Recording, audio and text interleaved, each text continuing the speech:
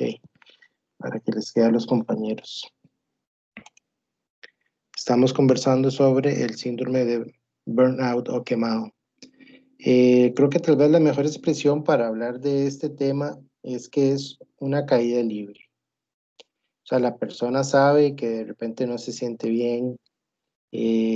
La persona podría llegar a recibir llamadas de atención orales, podría llegar a recibir llamadas de atención por escrito.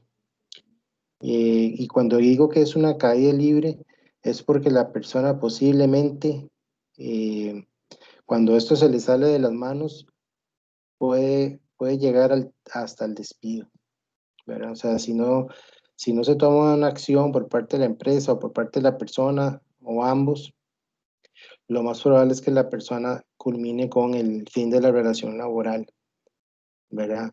Entonces, veíamos acá que la, la noticia lo que nos deja entrever es que en la actualidad la gente se ha pasado a trabajar a la casa y, y en lugar de que en algún momento esto parezca que es una ventaja, ¿verdad? Porque uno dice, bueno, la gente se ahorra los pases, duerme un poquito más. eh, lo que se ha conversado, ¿verdad? No sé si ustedes también lo han escuchado, la gente tiende a trabajar más. En ese sentido, no vamos a abrir un poquito el debate por acá. Viene el teletrabajo a incrementar las horas de trabajo en las personas. Escucho algún comentario.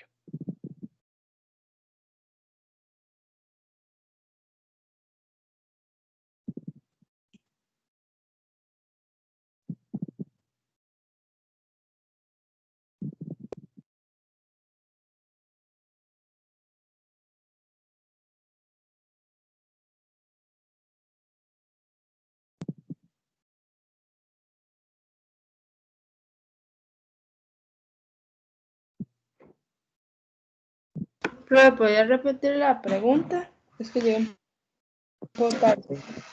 La pregunta que estamos haciendo, Helen, es que ahora con el tema del teletrabajo, las personas en alguna forma, ¿verdad? Están quejándose de que les toca trabajar más horas de las que usualmente trabajaban cuando estaban en el lugar de trabajo. ¿Eso es Bueno, lo correcto? que ¿Cuál es la digo apreciación es, de ustedes? bueno, es que normalmente uno en la casa no tiene así como su lugar de trabajo porque uno salía a su oficina, a su empresa. Yo pienso que al estar uno en la casa hay mucho más distracciones, uno se pone a hacer otras cosas. Y entonces en sí siento que la persona tiene que primero adecuarse su oficina aislado porque en realidad es bastante difícil estar como sentado en la sala o en cualquier otra parte de la casa. Y esto ha provocado y que la gente no esté, digamos, como saliendo con la tarea de día a día. Y por eso es que a veces hasta se extiende las horas de trabajo, pero siento que es hasta por uno mismo, por tema de eficiencia, de ser eficientes. Pero tal vez hayan casos que sí, que la oficina o la empresa pongan más trabajo porque tal vez no tengan estudios de cómo o como cuántas horas podrían realizar esas rutinas que mandan por medio de teletrabajo, digamos, cómo serían si se completan las 8 horas o así. Sí, ¿a quiénes de ustedes les toca compartir, digamos, el lugar de estudio con hermanos o otros familiares que desempeñan otras actividades en la casa?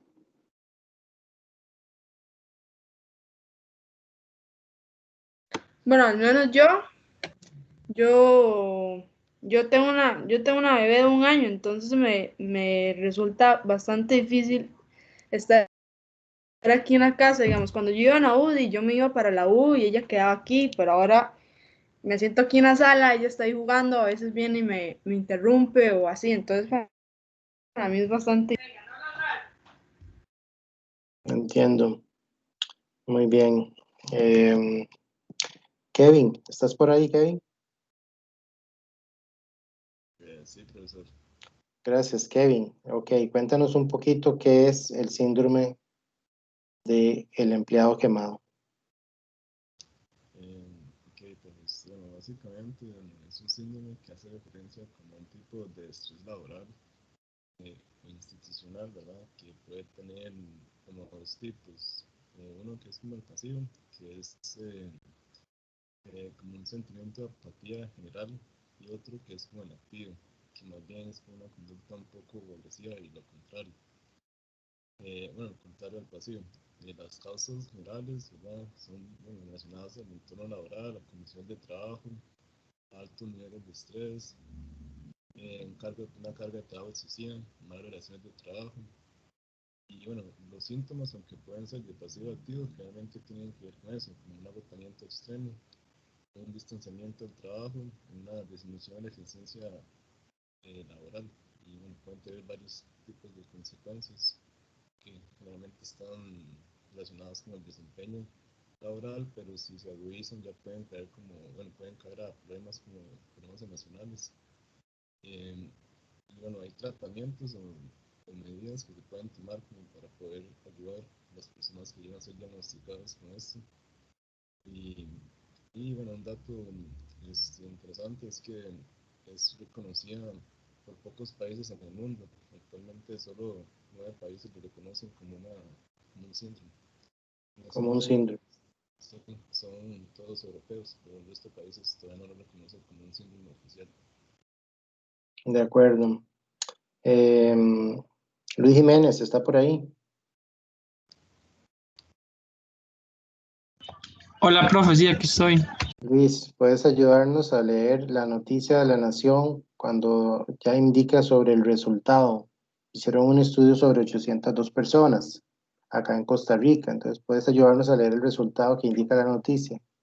Sí, claro. Como resultado, el 18% de las 802 personas que participaron en el estudio tienen burnout o síndrome del quemado. Sin embargo, advierten, esto no se debe al teletrabajo en sí mismo, sino que este se hizo de manera forzada por la pandemia. Continúo. Por favor. El síndrome burnout se debe principalmente a la exposición prolongada a altos niveles de estrés en el trabajo. Quienes lo viven experimentan fatiga física, cognitiva e intrapersonal. Este es un nivel muy alto. Normalmente en este tipo de estudios hay de un 4 a 5%, lo más un 7 u 8% de burnout. Hay que comprender este es el nivel de estrés más alto que existe. No es dolor de panza, no es alergia.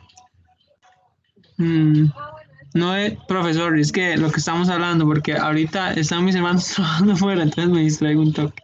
Dele, dele. No es alergia, no es lo que cayó mal, lo que se comió, ni lo que esté por molestar, ni lo que esté con malestar generalizado. Este es el grado en el que la gente está enferma, destacó Gamboa. El estrés en cierta medida es bueno porque nos lleva a reaccionar mejor, pero cuando aumenta es perjudicial para la salud tanto física como mental. De acuerdo con un estudio, ya. Gracias, gracias Luis. Adelante, Paula.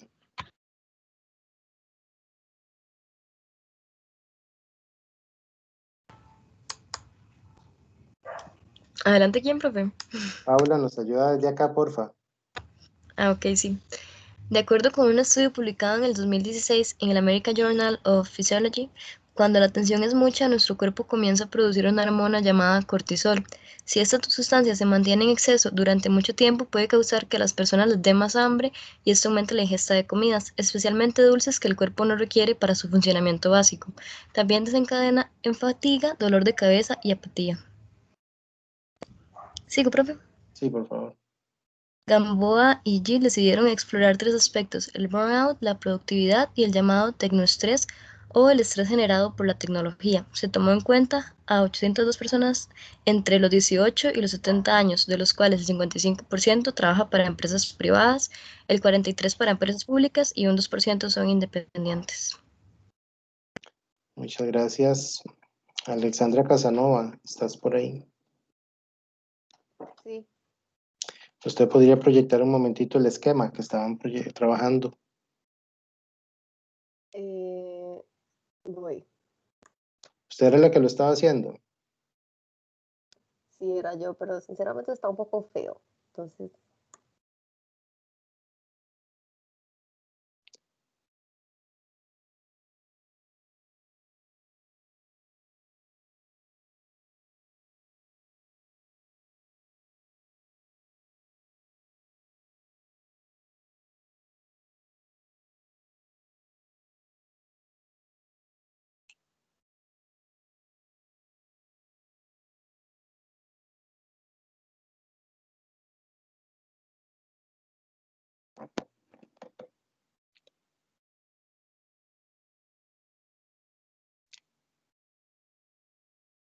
Puedes referirte a la parte de los efectos, por favor.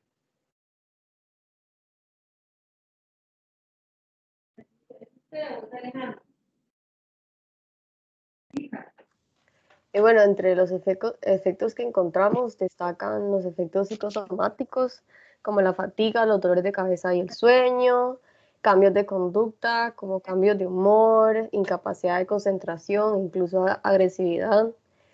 También hay efectos emocionales, como el agotamiento emocional, la irritabilidad y la ansiedad, efectos sociales y relaciones interpersonales, como actitudes negativas y aislamiento, y mala organización, que se da por la falta de compromiso, que lleva al bajo rendimiento y a desmotivación. De acuerdo, muchas gracias, Alexandra. María Segura, ¿estás por ahí? Sí. ¿Qué podemos hacer para que la gente se quede en el trabajo? ¿Cómo? Disculpe, profe, es que como que se le cortó y, bueno, no sé si es en internet. ¿Qué se puede hacer? ¿Qué puede hacer una empresa para prevenir que la gente se queme? Ok, puede tal vez haber como una mayor comunicación en cuanto a los empleadores o supervisores y los empleados o empleadas respecto a aspectos que están directamente relacionados con la labor que ellos van a desarrollar, por ejemplo. Entonces, me parece que, no sé, en algunas de las causas que mencionaban y que nosotros también encontramos fue como la falta de incidencia que tal vez tenían las personas a la hora de como aspectos que estaban relacionados a su trabajo directamente, como los horarios y como la explicación en sí de la labor que iban a desarrollar. Entonces, dejando de lado el hecho de que si la actividad que están relacionando les apasiona o no, pienso que como empresas se podrían como realizar tipo actividades que vayan encaminadas a incluir un poco más como la opinión, por así decirlo, de los trabajadores respecto al trabajo que van a realizar y no solo como decir, bueno, estos van a hacer sus tareas, sino como estos van a hacer sus tareas durante este tiempo. ¿Hay alguna cosa que quisieran mejorar o, verdad? No sé, me parece que tal vez eso. Y también, bueno, no sé, la verdad, creo que eso es como lo que se me ocurre ahorita, porque el cómo evitarlo lo enfocamos más desde el punto de vista del trabajador y no desde el punto de vista del empleador, que es como siento que me está planteando la pregunta. Entonces, como que de forma inmediata, eso es lo que tal vez se me ocurriría.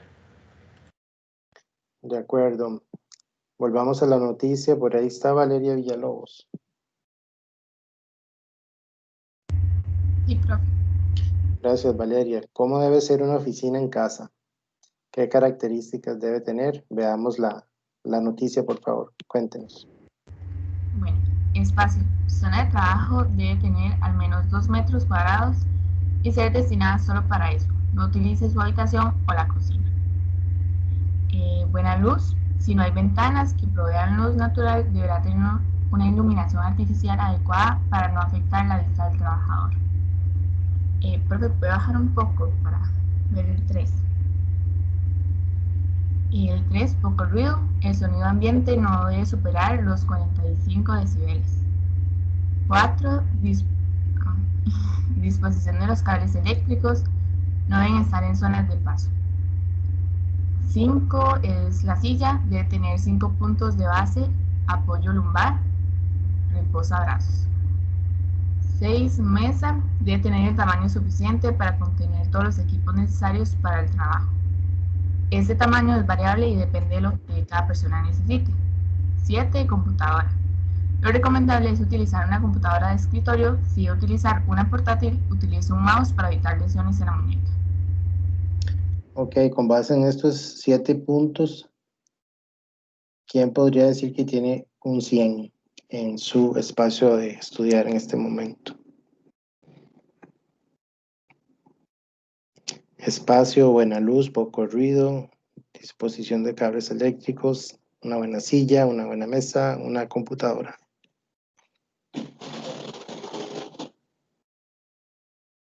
Bueno, profe, creo que en mi caso yo sí. Vamos a ver. Andrina, ¿correcto? Sí, correcto, profe. Ok. Veamos acá. ¿Qué tipo de silla usas? ¿Una silla del comedor o es una silla que siempre está en tu cuarto o es una silla que está rotando por la casa? No, profe, es una silla como de oficina, sencilla, Ujú. que está justamente en una oficina que hay en mi casa. Gracias. Vamos en el otro extremo.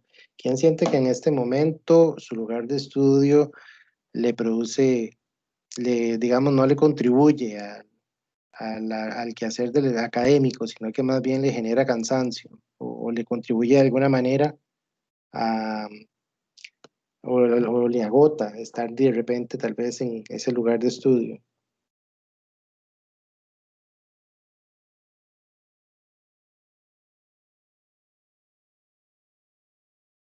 Bueno, pues yo tengo que hacer todo como en mi cuarto, y como al principio, en marzo, como al principio de la cuarentena, sí me cansé un poco de usar ese espacio y para todo, porque sería como para estudiar, para hacer trabajos, y también para como mis ratos de descanso, ese es el espacio que utilizo, entonces, y eso es como algo malo. Calia, ¿en algún momento a usted le distraen en su casa? Le dicen, no sé, vaya a hacer mandados o vaya de repente ayúdeme con esto, ayúdeme con lo otro, pero usted en realidad, digamos, está en sus horas de hacer sus estudios o no tiene ese problema. Bueno, de vez en cuando mi mamá, que es con quien vivo, sí me interrumpe, pero si yo le explico que estoy en clases, ella entiende porque ella también está trabajando desde la casa y tiene que atender reuniones y cosas así. Gracias, vamos a ver por acá entonces. Amina, ¿estás por ahí? Sí. Cuéntanos un poquito acá en la pantalla, otros consejos como para pasarla mejor en casa, acá, trabajando, estudiando. Otros consejos. Haga una pausa de 4 a 5 minutos cada 1 o 2 horas. Prepárese como si fuera a ir a un lugar de trabajo. Báñese, tienda la cama, desayune. No se siente a trabajar en pijamas. Al terminar su jornada, apague la computadora, cierre la puerta de la oficina y deje de trabajar. ¿Puede bajar un poquito, por favor? Sí. Después del trabajo, salga a caminar o a hacer algún mandado para cortar con la rutina de trabajo. Deje claro en su familia que usted está trabajando, que el hecho de que esté en casa no quiere decir que tenga menos carga laboral. Cumpla su horario, procure que no solo llegar tarde, tampoco trabaje hasta tarde. De acuerdo. ¿Usted ha tenido algún tema con esto de dejar claro que el hecho de que esté en la casa no significa que está siempre descansando? Demasiado problema con eso, yo creo que ha sido como mayor problema con la familia, de que tal vez no creen que uno realmente está todo el día en la compra haciendo cosas de la U. Pero ha sido un proceso. Yo creo que ya, al menos en segundo semestre, todo bien con ese tema, al menos en mi casa. Excelente. ¿Quién de aquí, digamos, en el curso de la mañana, eh, no sé si van a querer decirlo, ¿quién recibe añejo la clase de la mañana?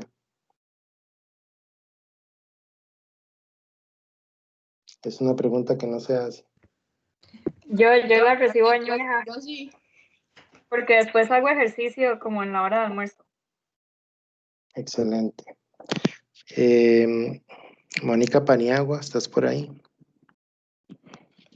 Sí, profe, aquí estoy. ¿Has tenido algún tema de estas consecuencias que se ven en la noticia? Dolores y lesión muscular, cansancio a la vista. Adelante. Sí, he tenido varias. Bueno, casi todas. Ujú. ¿Alguien considera que de repente pues, está ansioso de estar ahí en la casa? Sí, también me produce ansiedad de estar encerrada todo el día. De acuerdo. Mónica, podemos continuar con la noticia acá donde dice quemarse, por favor. Sí, quemarse. En relación con el burnout, los hombres resultaron ligeramente más propensos que las mujeres. En ellos fue 6 puntos porcentuales más común que en ellas. Por edades, este síndrome fue mayor en personas entre los 18 y los 40 años, quienes registraron el 55% de los casos, seguidos por el rango entre los 41 y 55 años con un 41%. ¿Sigo? Sí, por favor. El burnout en época de pandemia es diferente, expresó el psicólogo Alan Ocampo. No es solo el hecho de trabajar desde la casa, es que ahora te pide quedarte en casa. Entonces no puedes salir a reunirte con tus amigos o irte a tomar algo después de trabajar. Esto hace que el estrés sea mayor y nos lleve a un burnout añadido.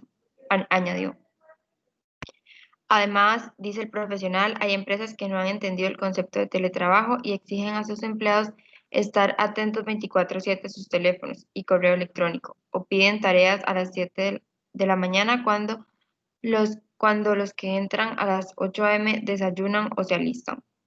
Entonces, claro, hay trabajadores que cuando se dieron cuenta que son las 9 p.m. y siguen trabajando o no saben cómo desconectarse. Todo esto suma puntos, resumió Campo. El estudio señala las personas que están desarrollando altos niveles de estrés tienen desgaste psíquico o cansancio mental y baja ilusión por el trabajo. Principalmente, también se determinó que la mayoría de los participantes, el 80%, aunque no desarrollen burnout, también tienen ambas condiciones. Gracias. Veamos por aquí. Sofía Calderón, ¿estás por aquí?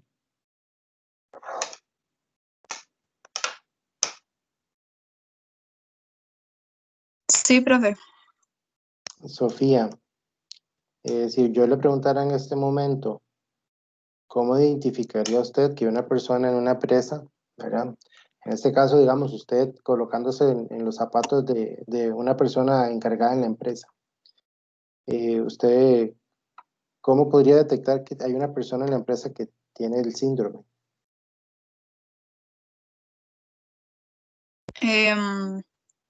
Creo que menor rendimiento laboral, que no se entregan los trabajos como en los tiempos estipulados o muchas excusas para realizarlos.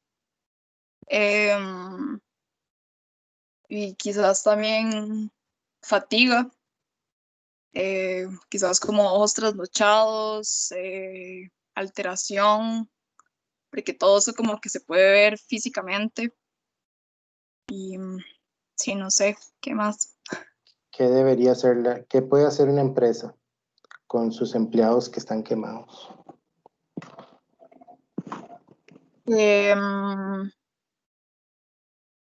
Bueno, se les puede dar apoyo emocional, comprensión, porque creo que eso es lo que pasa mucho, como que hay mucho desinterés por parte de los jefes y quizás se necesita un poco más de empatía eh, y como comprender, bueno, o sea, al menos ahora que la situación es más compleja, siento yo creo que con empatía y preocuparse por la persona y ofrecer el apoyo si fuese necesario, ya sea profesional o lo que se pueda hacer en la compañía. Gracias, Sofía. Sara, hola, ¿estás por acá? Hola, sí. Sara, ¿alguna vez te has imaginado que te toque despedir a una persona? Para siempre, dices tú. Me refiero, digamos, laboralmente. Ah, no, la verdad no. No, no aspiro a un puesto así. ¿Verdad? Donde le toque despedir a alguien. Sí, la verdad, los recursos humanos creo que no serían lo mío. Ok. Vamos a ver, usted como encargada en una organización, ¿verdad? Considera, digamos, que el despido es una forma, digamos, de tal vez balancear el trabajo, de traer recursos frescos a la organización. ¿Qué opina? Sí, considero eso, porque muchas veces como que cuando los empleados tienen muchos años en un mismo puesto, como que se estancan y no se superan. Entonces como que no hay una mejora continua y sí pienso que se debe estar como promoviendo, obviamente no el despido, pero sí que que los empleados no estén en un mismo puesto mucho tiempo, muchos años, además que después despedirlos se hace muy costoso. Entonces sí. Gracias. Sandra, ¿estás por acá? Sí, profe. Continuamos con la noticia por acá, donde dice alta productividad. Alta productividad. Sin embargo, el estudio de Gil y Gamboa destaca que muchas personas le ven muchas ventajas a trabajar desde el hogar y se sienten más productivas. De hecho, un 79% está dispuesto a continuar teletrabajando de forma total o parcial. Además, el 71% se siente con una productividad muy alta y solo el 6% indicó que su productividad es baja. El no tener que desplazarse, el poder cocinar tu almuerzo o el no pasar en empresas son cosas que la gente valora. Es normal que muchos piensen en no querer volver a la oficina, señaló Gamboa. Sandra, usted, si tuviera que decidir hoy, continuar sus estudios de forma virtual o presencial, ¿qué escogería y por qué?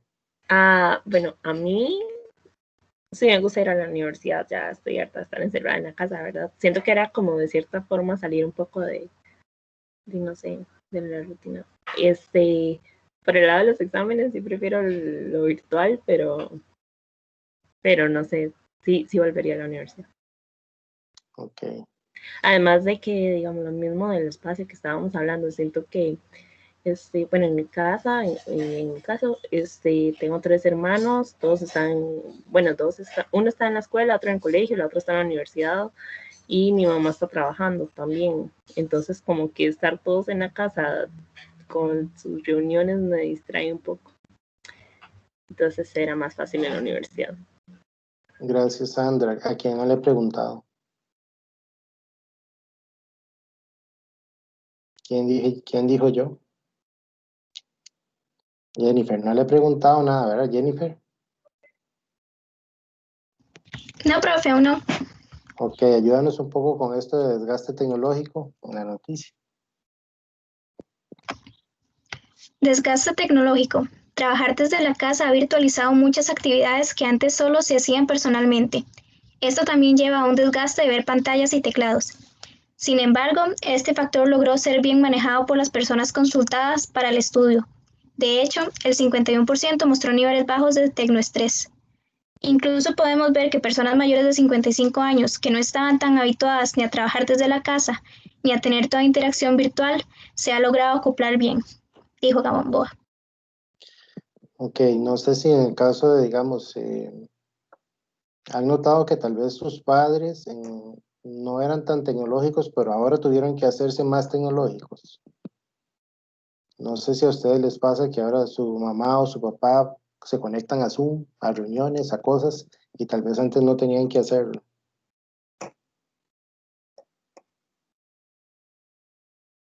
En mi casa sí pasó así, que mis papás no usaban nada y ya tuvieron que aprender. De acuerdo, Sandra, ¿nos ayudas acá en cómo balancear? ¿Cómo balancear? Para los especialistas es muy importante hacer pausas para comer, estirarse, caminar un poco y cumplir el horario o los objetivos sin trabajar más allá. El sedentarismo afecta mucho, necesitamos buscar ese tiempo para movernos, aunque sea dentro de nuestra propia casa, dijo Gamboa. Los consejos para mejorar estas condiciones van en 3 vías. Pues deben verse a nivel de las empresas como un todo, de quienes tienen personal a cargo y de los propios trabajadores. Gracias. Lo que está en pantalla, de mi parte, yo lo incluiría, por ejemplo, en el primer examen, ¿verdad? Cómo manejar en este caso este tema del teletrabajo desde el punto de vista de las empresas, desde el punto de vista para quienes tienen personal a cargo, para quienes son subalternos o trabajadores independientes, ¿verdad? Este tipo de recomendaciones son muy importantes. Yo espero que, vamos a ver, yo puedo compartir este link, pero lo que no sé es si van a poder abrir la noticia, como ahora la Nación. Profe, ¿y si imprime la página? Voy a tener que, déjeme ver. Voy a hacer el propio para poder hacerles llegar la noticia completa. En este caso, esto sí sería importante como para efectos del primer examen, ¿verdad? Como qué hacer, ¿verdad? ¿Qué hacer? ¿Qué medidas tomar para evitar que la gente tenga un cansancio excesivo o caiga en un síndrome de estos? Vamos a preguntarle tal vez a Amina, ¿estás por ahí? Sí. Amina, este tema que estamos tratando hoy, para usted, ¿qué relación tiene con el curso que estamos llevando? ¿Puede repetirme la pregunta, por favor? Sí, hoy estamos analizando este tema, ¿verdad? Del síndrome del empleado quemado. ¿Qué relación tiene este tema con el curso que estamos llevando, el curso de métodos y condiciones de trabajo? ¿Cuál es la relación? ¿Cuál es tu opinión? Bueno, yo considero que ahorita lo que estamos viendo en relación al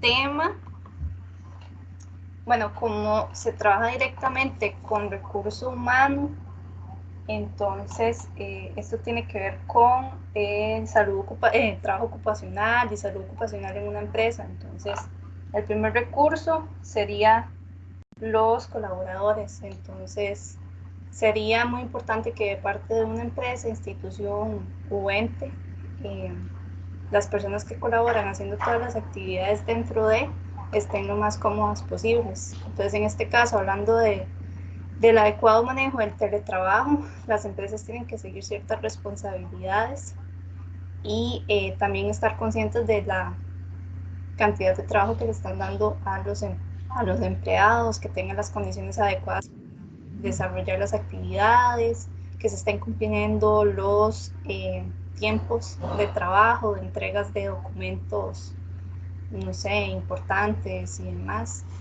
Y más o menos esa es la relación que le veo. No sé si estoy bien. Estás muy bien. Te agradezco más bien el comentario. Sin lugar a duda, nosotros en este curso analizamos cómo se describen, se analizan, se mejoran los métodos de trabajo. Y los métodos, sin lugar a duda, son algo muy importante para la productividad de la organización. Desde luego, estos mismos métodos de trabajo pueden estar afectando a la gente. ¿Verdad? La forma en que los ingenieros, ¿verdad? O las ingenieras definen cómo se hacen las cosas, en qué cantidad de tiempo, qué se hace primero, qué se hace después, en qué lugar, ¿verdad? Hablando físicamente del espacio de trabajo, dónde se llevan a cabo las tareas. Todo esto puede incidir en que las personas desarrollemos un trabajo en un lugar seguro y que por supuesto lo podamos hacer bien, de la mejor forma. Vamos a dar un espacio antes de las presentaciones de las compañeras. No sé si están de acuerdo tal vez en que tomemos unos 10 minutos para estirarse. Sí. Sí, unos 5 tal vez, ¿no? Ok, si están de acuerdo con 5 minutos, vamos a pedirle entonces a las compañeras que van a presentar hoy que estén listas y en 5 minutos empezamos. Yo tengo que son las 3:40, empezamos 3:45 con las presentaciones. Gracias a todos por participar.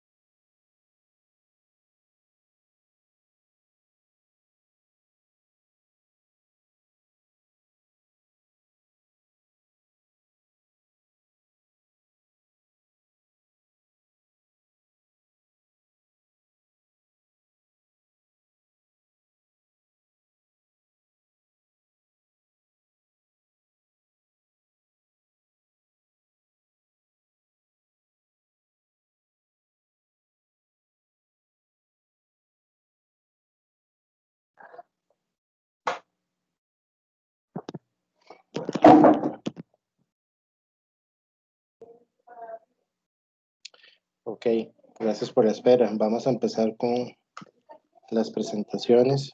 ¿Quién va a iniciar? Por orden de los temas, creo que sería yo, profe. Por favor.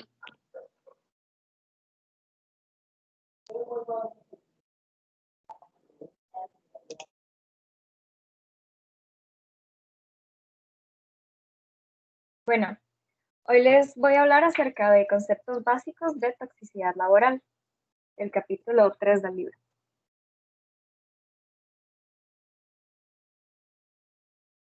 ¿Qué es la toxicología laboral? Bueno, primero, la toxicidad es la capacidad relativa de un compuesto para ocasionar daños mediante efectos biológicos adversos una vez ha alcanzado un punto susceptible en el organismo.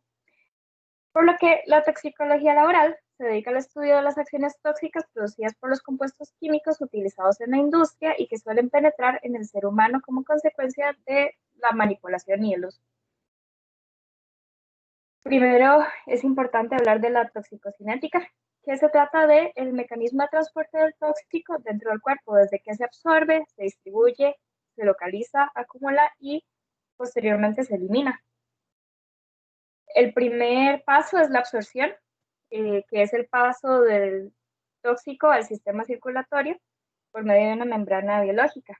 Hay 4 maneras en las que se puede absorber el compuesto.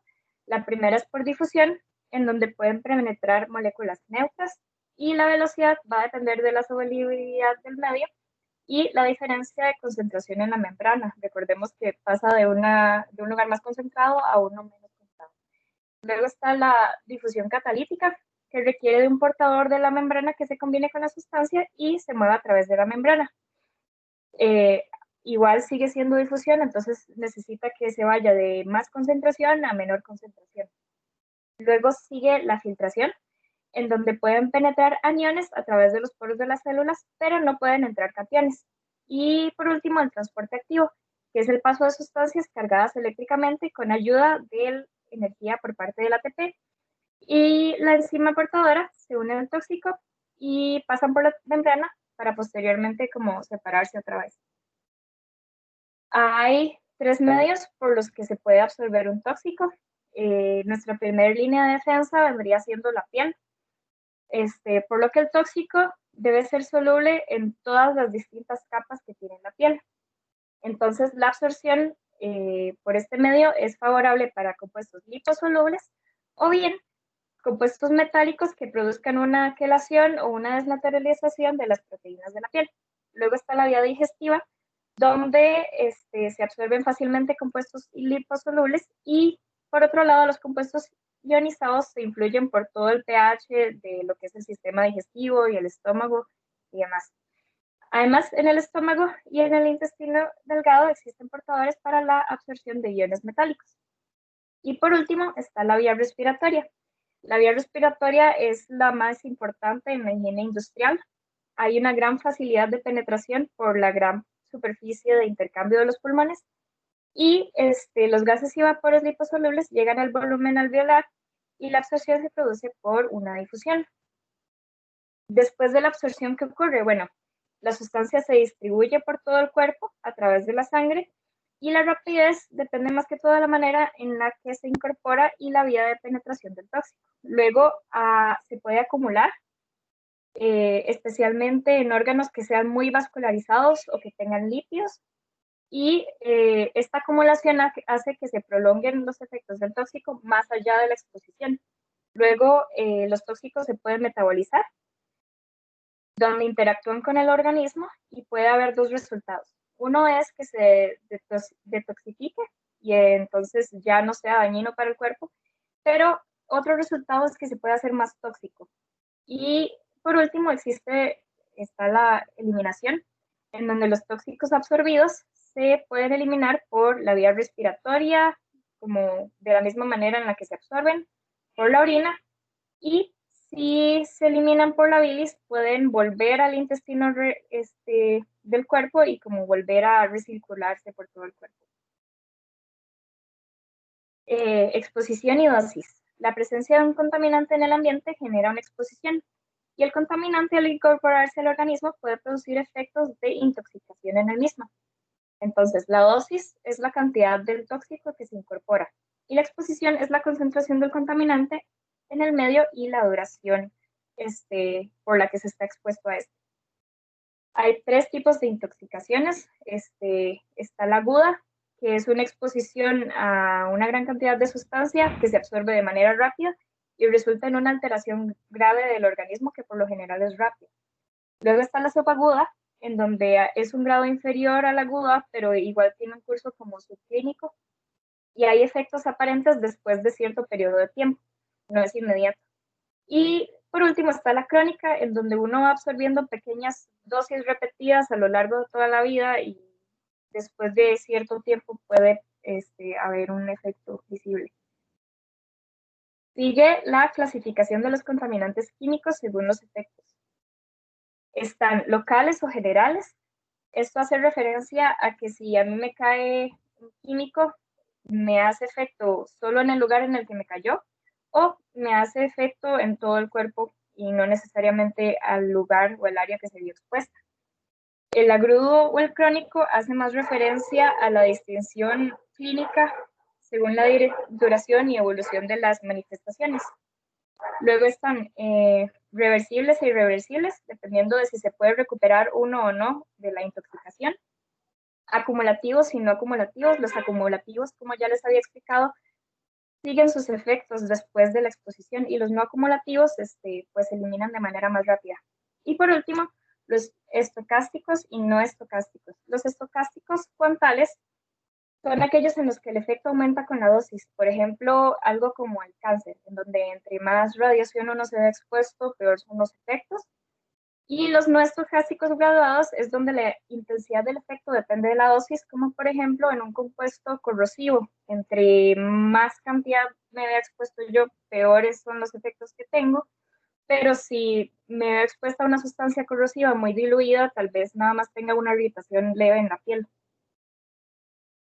Luego están los efectos de la exposición ante tóxicos que estén combinados.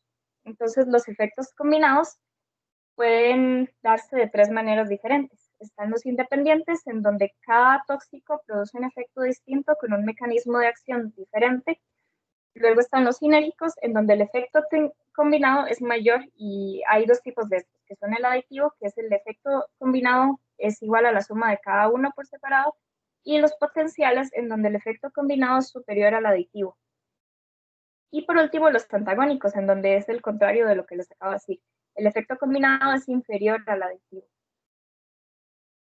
Luego están las relaciones dosis-efecto o dosis-respuesta. La dosis-efecto hace relación entre la dosis de exposición y la magnitud del efecto en un solo individuo. En cambio, la dosis-respuesta es la dosis-exposición y la proporción en un grupo de individuos que presenta un efecto específico a una magnitud determinada. Ambas se pueden graficar y permiten la determinación de la dosis máxima a la que no se observa una respuesta, por lo que son de interés para la prevención.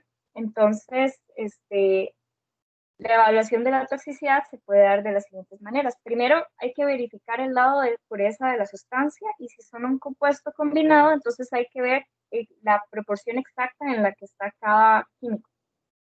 Y además se tienen que ver las propiedades físico-químicas. Luego de ver todo esto, se puede calcular la toxicidad aguda, ya sea la dosis efectiva 50, que es la que afecta al 50% de los individuos, o la dosis letal, que es la que ya tiene un efecto letal en el 50% de los individuos. O si esto es para cualquier tipo de vía de entrada, pero para la vía respiratoria se necesita calcular la concentración efectiva C50 o la concentración letal CL50.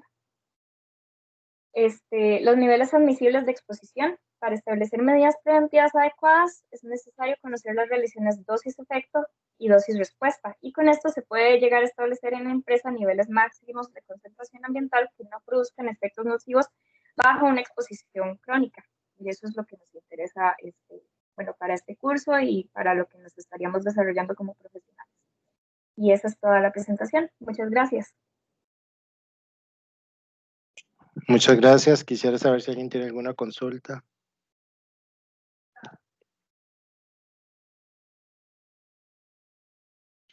Me parece que está muy bien lograda la presentación. Quiero felicitarte a nombre mío y de todos los compañeros. Vamos a continuar con la siguiente.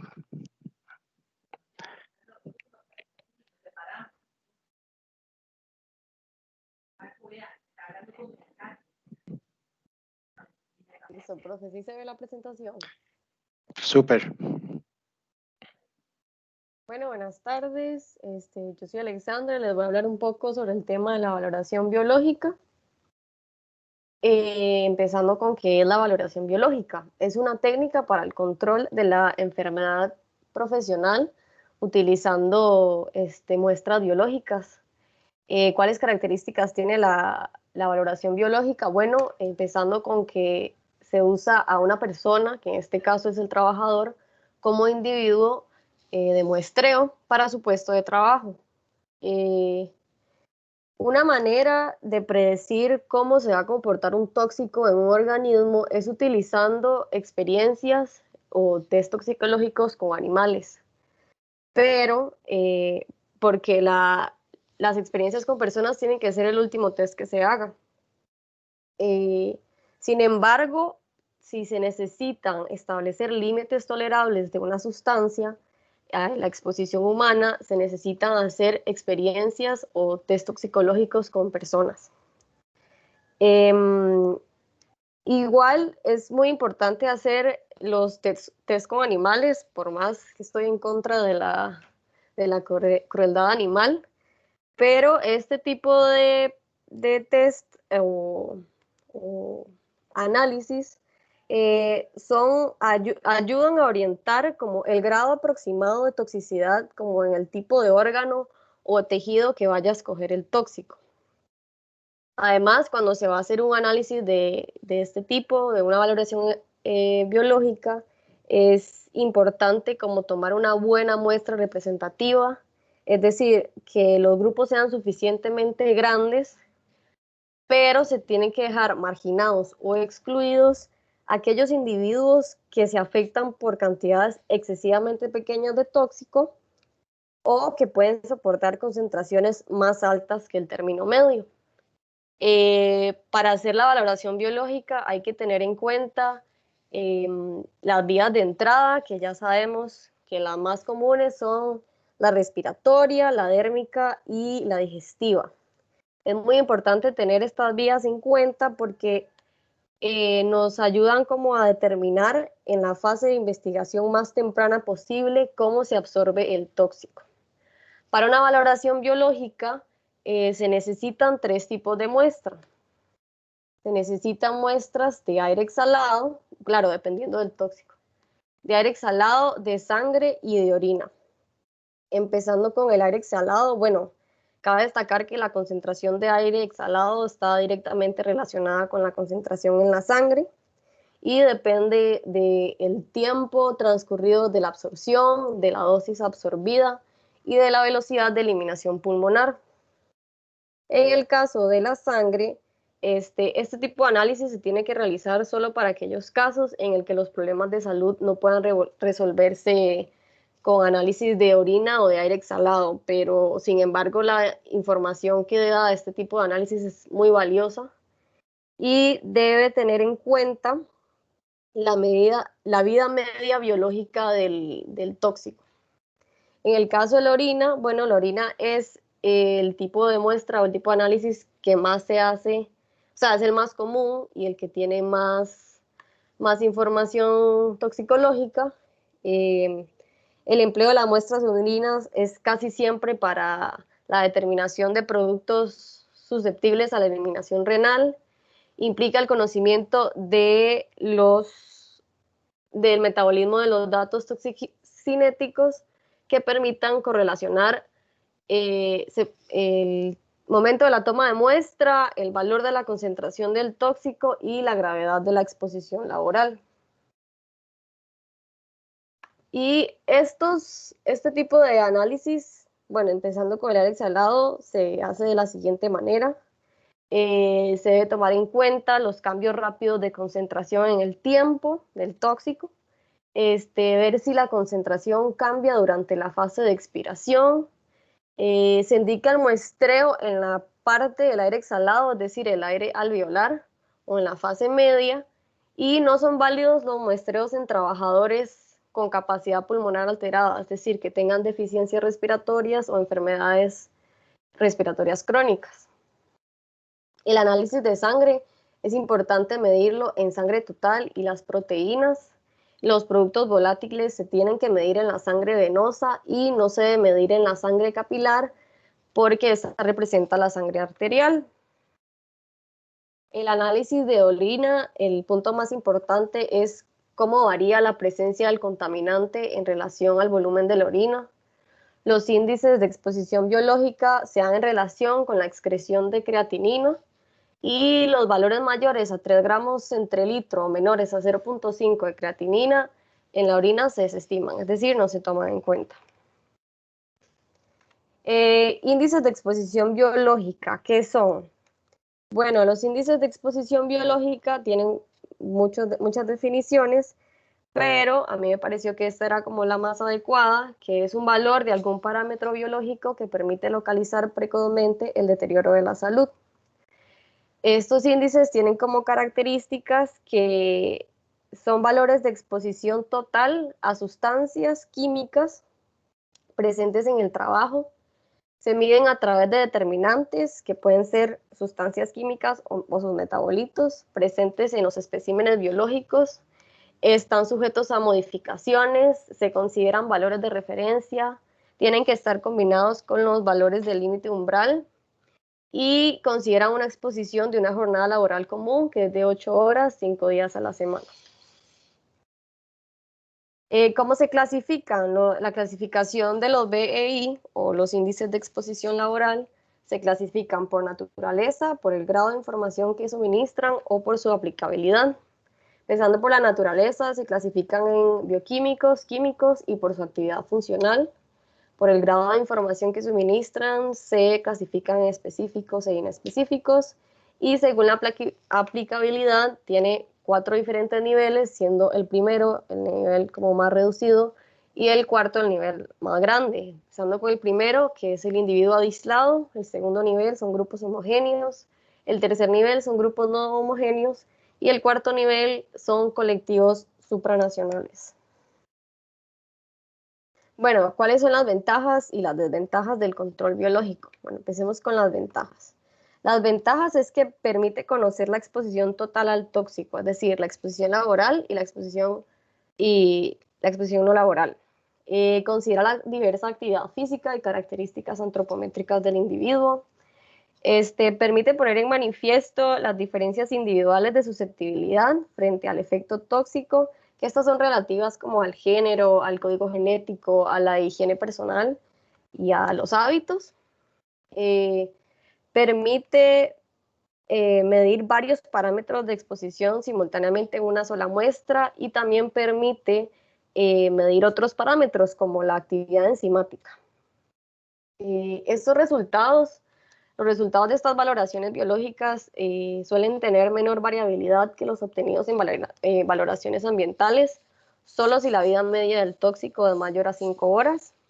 Y refleja la absorción del xenobiótico a través de distintas vías de entrada al organismo, como las que mencioné anteriormente, que eran respiratoria, digestiva y dérmica.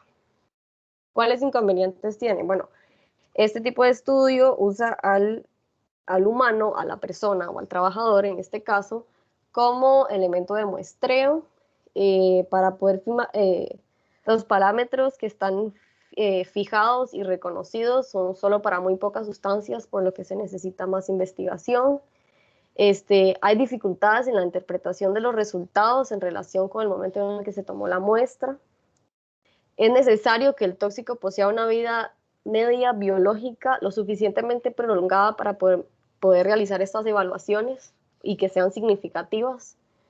No es aplicable en sustancias que no aparecen en fluidos corporales, como los sílices y los ácidos, o que no causan alteraciones funcionales capaces de ser estudiadas con carácter preventivo como los cancerígenos. Y es importante también la caducidad de las muestras, porque no suelen durar mucho y también se pueden contaminar con mucha facilidad. Bueno, en el caso de qué se debe hacer, lo ideal es hacer un modelo de programa de control biológico que pueda usar la empresa. En este caso, no existe un modelo que integre todo o no existe uno bien conformado, porque tendría que haber uno por cada sustancia porque tienen peculiaridades diferentes. Pero sí deben cumplir con los siguientes pilares, que son los pilares fundamentales de un programa integral de prevención de la intoxicación profesional. Disculpen. Empezando con la evaluación objetiva de las condiciones ambientales. Esto mediante un programa sistemático de muestreo de los puestos de trabajo para determinar cuáles son los niveles de contaminación, cuantificar el riesgo que comportan para la salud y determinar su origen. Y ya después de esto, si es necesario, se procede a llevar la contaminación ambiental a niveles aceptables. Seguido está el programa de control médico y biológico, para que permita detectar la intoxicación en sus fases más precoces, para prevenir que la intoxicación sea más grave. Y el programa de educación sanitaria que debe estar destinado, o sea, tienen que enseñárselo a todos los trabajadores de la empresa y tiene que tener la finalidad de proporcionar a todos la información sobre los riesgos para la salud que pueden darse por la manipulación del tóxico, las medidas que se tienen que tomar tanto a nivel colectivo como a nivel individual. Pero esto es todo para evitar los riesgos y para ver qué se tiene que hacer en caso de que haya una intoxicación. ¿Y qué se necesita? Además de lo que dije anteriormente, ¿qué se necesita para diseñar un programa de control biológico? Bueno, se necesita el conocimiento de la legislación nacional, que en este caso sería la de Costa Rica, y saber cuáles otros aportes podrían tener otras legislaciones internacionales. Es importante analizar los efectos del tóxico sobre el organismo para estudiar con profundidad los mecanismos de absorción, de distribución, de acumulación, metabolismo y eliminación. Todo esto para tomar la correcta elección del momento en el que se toma la muestra y de los indicadores que se vayan a utilizar. Es importante especificar los valores de referencia de los indicadores que mencioné, puesto que esto ayuda a servir de orientación en caso de un diagnóstico médico. Es importante conocer los sistemas afectados, esto quiere decir los órganos o las partes del cuerpo que vayan a ser afectadas por el tóxico. Es importante también elaborar una normativa interna para la interpretación de los resultados del control biológico, advirtiendo de nuevo por la necesidad de disponer de resultados fiables para así poder tomar las acciones complementarias para poder proteger la salud de los trabajadores y evitar y prevenir los riesgos que puedan asociarse a las actividades. Para terminar, hay 3 tipos de controles biológicos, empezando con los indicadores biológicos de dosis, que es la medida de concentración de un contaminante o un metabolito en un fluido biológico o en el aire exhalado. Por ejemplo, está el plomo en la sangre, el cadmio en la orina o el benceno en el aire exhalado. Seguidamente están los indicadores biológicos de efecto bioquímico, que es la medida de la variación de un parámetro bioquímico en un fluido biológico, como por ejemplo la protopurfirina zinc en sangre, que se debe a la exposición del plomo, y la actividad de la acetilcolinesterasa, que se debe a la exposición de pesticidas organofosforados. Después están los indicadores biológicos de efectos biológicos, que es una medida de alguna variación fisiológica, generalmente nerviosa o respiratoria, como por ejemplo la determinación de la capacidad ventiladora y la conductividad nerviosa. Y muchas gracias. Excelente presentación, Alexandra Casanova. Alexandra, de 1 a 10, usted más o menos, ¿qué ya manejaba sobre este tema? Algunos temas se ven en el curso de toxicología, pero sí desconocía cómo se hacían los análisis en sangre y en orina, y no, también desconocía el hecho de que también se debe tomar muestra del aire exhalado. ¿Qué tan interesante es este tema para usted? ¿Le llama la atención? Sí, me llama la atención. Quiero felicitarle, pienso que ha hecho una excelente presentación con muy alto nivel. Abrimos un espacio por si alguien aquí tiene alguna pregunta para Alexandra.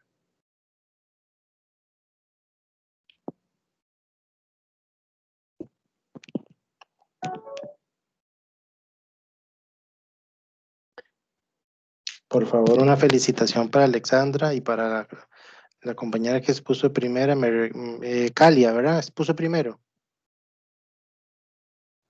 Sí, profe. Por favor, una felicitación a las dos compañeras.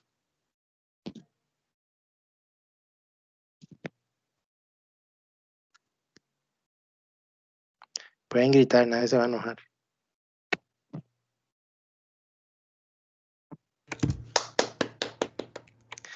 Gracias, Helen. Gracias, Helen. No, yo creo que así está bien. Gracias, profe.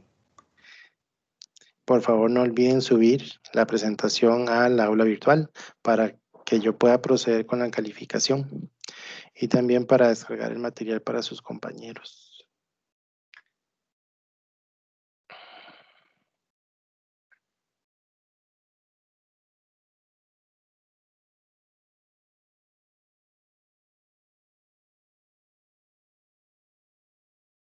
Muy bien, para cerrar hoy, me toca a mí presentar un ratito. Nosotros vamos a analizar algunas técnicas de medición del tiempo. La medición del tiempo es muy importante, lo hemos hablado, lo vimos en el quiz número 1. La medición del tiempo es importante para poder estimar cuál es la capacidad que tenemos en un sistema productivo para poder hacer algo. Hemos podido analizar que que se puede medir personas a través de un cronómetro. De igual manera, hemos aprendido que un grupo de trabajo puede ser medido no con un cronómetro, sino con algo que se llama muestreo estadístico del trabajo. En ese sentido, ya tenemos dos técnicas que son importantes, la del cronometraje y la del muestreo del trabajo. En todo caso, ambas técnicas requieren un muestreo preliminar. Un muestreo preliminar, ¿verdad? Donde se juntan inicialmente algunas muestras con el objetivo de que el resultado de esa medición sean parámetros que se puedan incluir en las fórmulas de tamaño de muestra. Ya incluidas los parámetros en las fórmulas de tamaño de muestra, ya nosotros vamos a poder determinar cuántas muestras tomar para que un estudio sea estadísticamente confiable. Estoy hablando en este caso de estudio de tiempos del trabajo. En ese sentido, vienen a tomar importancia algunos otros factores como el nivel de confianza y el máximo error permitido para el estudio. En ese sentido, a nosotros nos interesa mucho entender un poco sobre el muestreo estadístico, ¿verdad? Cómo tomar esas mediciones. Entonces vamos a entender, ¿verdad? Aquí como el muestreo, como la forma en que nosotros podemos hacer una inferencia estadística. Yo sé que ustedes estos conceptos de población y muestra ya los manejan. Entonces vamos a incluir por acá un poquito sobre este tema, ¿verdad? Cómo determinar cuántas muestras tomar para un estudio de tiempos. Esto es importante en el sentido de que sus estudios de caso van a incluir una medición de tiempos. Entonces, cómo hacer la medición, ¿verdad? Cómo determinar cuántas llevar a cabo es importante. Son las 4:16 de la tarde, entonces vamos a agilizar el proceso. Yo les había mencionado que aquí es importante el tema de costo, ¿verdad? Que no es solamente que siempre vamos a querer el nivel de confianza más alto y el porcentaje de error más bajo, porque la cantidad de muestras podría ser muy alta y por consecuencia muy costosa. Sin embargo, vamos a, en la medida de lo posible, intentar buscar un equilibrio que nos permita tener que nuestro estudio sea representativo. Aquí entonces tenemos dos conceptos que son importantes. El primero tiene que ver con la representatividad, ¿verdad? La representatividad se logra, ¿verdad? Como dice aquí, cuando una muestra refleja las mismas características de la población de los datos. Entonces, si nosotros estamos haciendo un estudio en una empresa que tiene 3 turnos y queremos inferir sobre la organización de los 3 turnos, necesitamos tomar muestras en los 3 turnos. Eso parece obvio, pero a veces no se hace, ¿verdad? Porque así como podemos obtener una cantidad de tiempos en la mañana, podemos obtener una diferencia con respecto a la tarde o con respecto a la noche. El segundo parámetro por aquí es muy importante y tiene que ver con la aleatoriedad. La aleatoriedad en este sentido representa que cada una de las mediciones debe tener la misma posibilidad, ¿verdad? de ser tomada, ¿verdad? No es que yo estoy midiendo grupos de trabajo y le tomo más mediciones a un grupo que a otro, ¿verdad? No, realmente todos los grupos deberían tener la misma posibilidad de poder ser medidos. Entonces, representatividad y aleatoriedad son importantes. A partir de aquí, vamos a hacer una diferencia. Yo sé que están ahí con su cuaderno de apuntes. Vamos a hacer la diferencia entre las fórmulas para estimar promedios y las fórmulas para estimar, en este caso, proporciones. ¿Qué es una proporción? Es un valor entre otro, ¿verdad? Como cuando yo digo 10 entre 20, ¿verdad? Entonces eso me da, digamos, un porcentaje, ¿verdad? Me da un porcentaje. ¿Cuánto es 10 entre 20? Es un porcentaje. Y también vamos a hacer la diferencia entre lo que son las poblaciones finitas y las poblaciones infinitas, para efectos de determinar el tamaño de muestra a tomar. Bueno, la fórmula a usar para el cálculo del tamaño de muestra. Veamos esta primera fórmula. En este caso nosotros tenemos una prueba finita, una población finita y en la cual vamos a estimar promedios. Promedios es que yo realizo varias mediciones y ese valor entonces lo puedo promediar. ¿Qué es una población finita? Una población finita son los estudiantes de mi curso de diseño de métodos. No hay más que 21. ¿Qué es una población infinita? Podría ser la cantidad de vehículos que circulan por el peaje, que a pesar de que debe haber un registro de cada uno de los peajes, para poder estimar, ¿verdad? Se considera que es infinito, ¿verdad? O infinito puede ser la cantidad de células que tiene una persona en la sangre. Es una gran diferencia. Veamos entonces un poco los parámetros de la fórmula. Dice que para estimar promedios de población finita, el tamaño de muestra tiene que ser mayor o igual, ¿verdad? Se dice mayor o igual porque no vamos a tomar decimales, ¿verdad? Se redondea al número mayor. Entonces, donde en este caso, n sería el tamaño de la muestra para la población finita. El z de alfa medios al cuadrado multiplicado por el tamaño de la población y en este caso multiplicado por la varianza de la variable. Y tenemos también otro componente que es el error deseado de estimación o el máximo error permitido, como ustedes gusten indicarlo. Muy importante acá entonces, si aquí tenemos el error, ¿qué significa el alfa? Significa este alfa.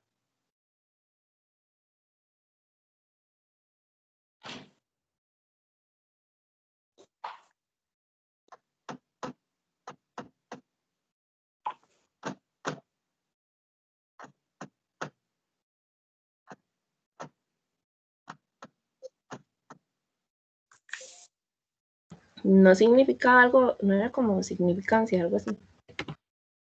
Sí, exactamente. Muy bien. Entonces, quiere decir que si nosotros tenemos una curva normal, y ahí me disculpan por el dibujo.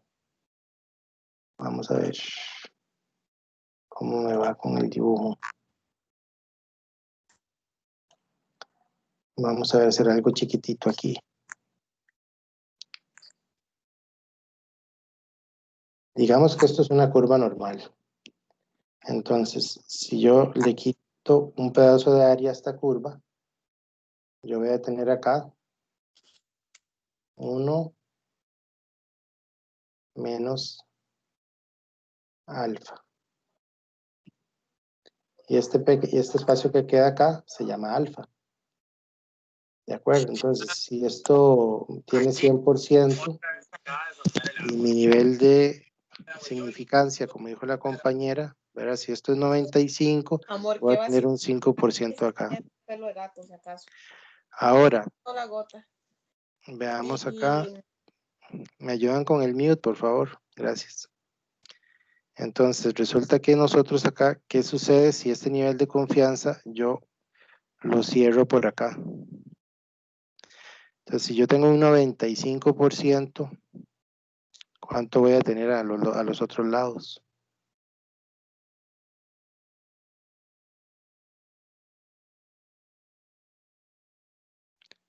Voy a tener un alfa medios. Porque está medio alfa aquí y medio alfa aquí. Entonces, si mi curva toda la curva vale 100, pero yo entonces tengo acá 95 en el centro, voy a tener entonces 2.5 por acá y 2.5 por acá. ¿Está claro?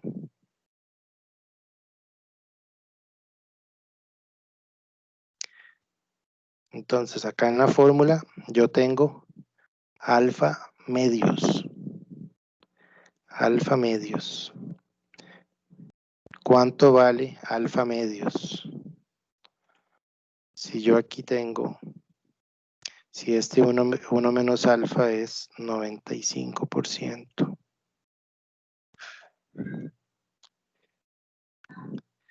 Si aquí tengo 95%, ¿cuánto vale alfa medios aquí? ¿Cuánto vale alfa? ¿Cuánto vale acá?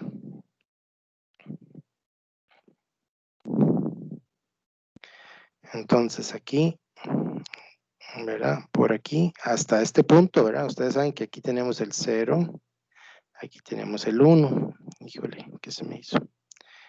Aquí tenemos el 1.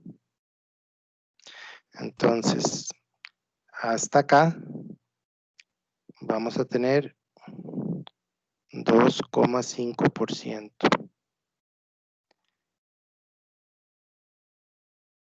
Y esto entonces representa 0.025.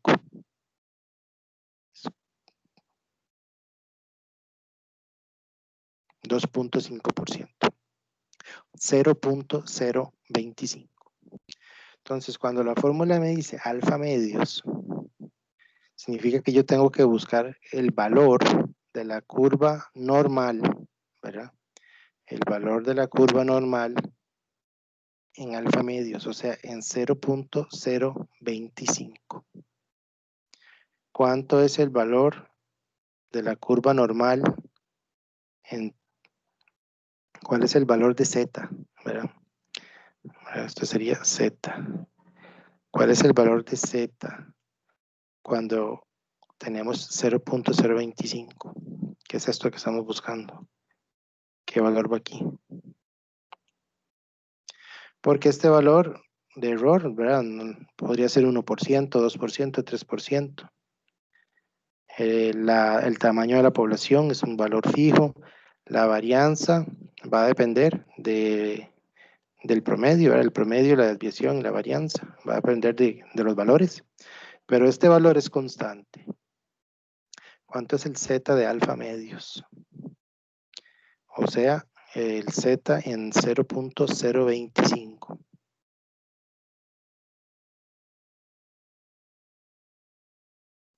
Entonces, si usamos una tabla de curva normal, lo que andamos buscando es un valor de Z. Vamos a ver si están por aquí abajito. Voy a devolverme un momento aquí abajo. Entonces, para los que recuerdan, la curva normal, tenemos una tabla. Tenemos una tabla, entonces tenemos los valores de Z por acá. Los valores de Z desde los negativos hasta los positivos. Entonces, esto se lee así, ¿verdad? Tenemos menos 3.9, menos 3.4, menos 2.1.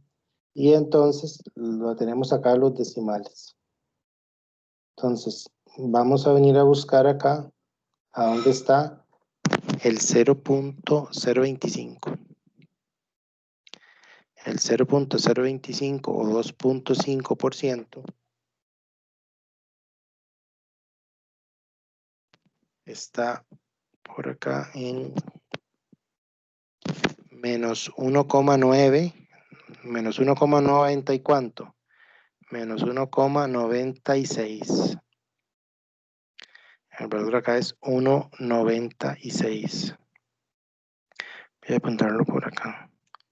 1,96. 1,96. El valor de Z de alfa medios en 2.5%. En ese sentido, me vengo para acá nuevamente y vamos a validar lo siguiente. También pude haberlo ubicado acá en relación a este otro Z que está por aquí. Porque al final, alfa medios, ¿verdad? Es 2.5%. O sea, pude haberlo encontrado acá o pude pude haberle quitado el 2.5%. Entonces, ¿cuánto es 1 menos el 2.5%? Es 0,975. Conseguirme un lapicito o algo, ¿verdad? Mejor para escribir. 0,975 pudo haber sido también el valor que yo hubiera estado encontrando acá. Como las curvas son simétricas, ¿verdad? Las curvas normales son simétricas. Entonces, si aquí yo tengo un valor de Z de menos 1,96, ¿cuánto es el valor de Z acá?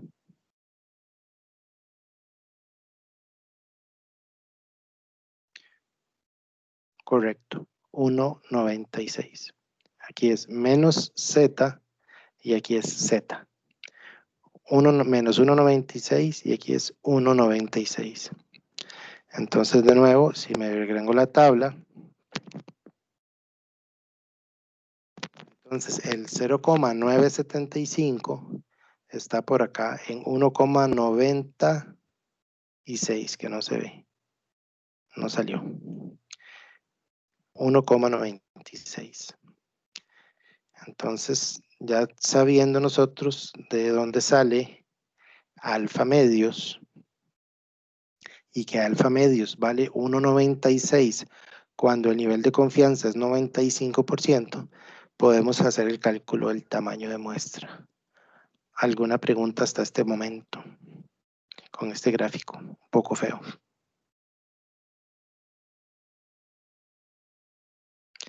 Vamos a ver el ejemplo a continuación. A continuación, aquí. Pongan atención. Pidámosle ayuda a alguien, está ahí.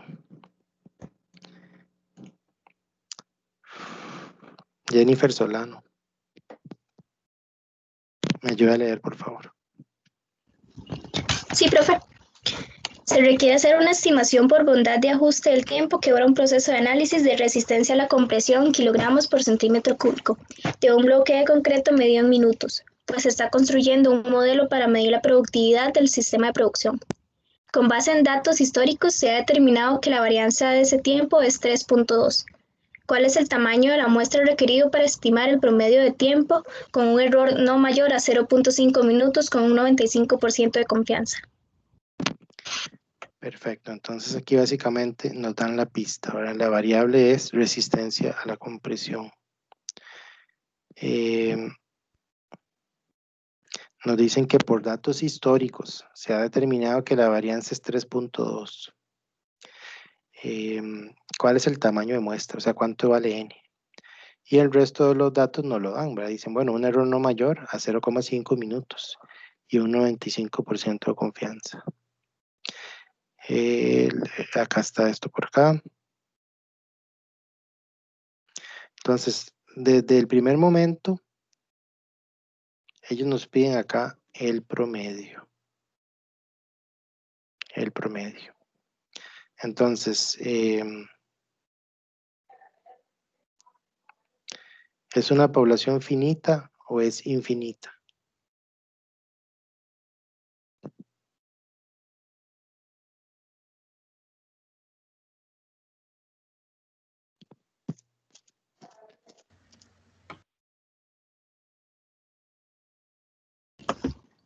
Finita, profe.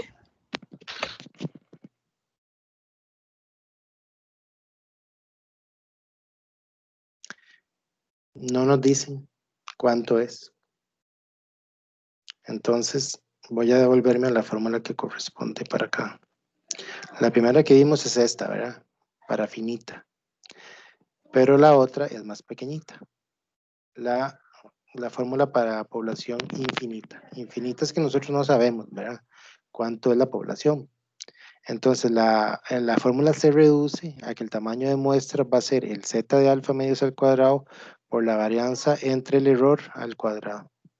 Es una fórmula más pequeña. Los parámetros son los mismos. Ya nosotros sabemos cómo calcular alfa medios. Entonces, de nuevo en el ejemplo, nosotros nos damos cuenta que no nos dicen cuánto es el tamaño de muestra. Por consiguiente, tenemos que usar la fórmula más cortita. Ya este ejercicio lo sabemos hacer, ¿verdad? Z de alfa medios es 0,05 entre 2. Es el Z de 0,025 al cuadrado. Y el Z de 0,25 es 1,96. Al cuadrado es 3,84. Profe, no se ve. Ya, ahora sí. Por tablas de distribución normal. Entonces, este valor, ¿verdad? Dice que es la varianza, ya fue dada en el ejercicio, 3.2. Por consiguiente, entonces, nosotros hacemos el cálculo del tamaño de muestra. Z de alfa medios al cuadrado es 3.8416 por la varianza, dividido entre el error máximo permitido al cuadrado y se redondea, 50 mediciones. La respuesta sería el tamaño de la muestra requerido para estimar el promedio de tiempo de la prueba de resistencia con un error no mayor a 0,5 minutos con 95% de confianza es 50 mediciones. Consultas.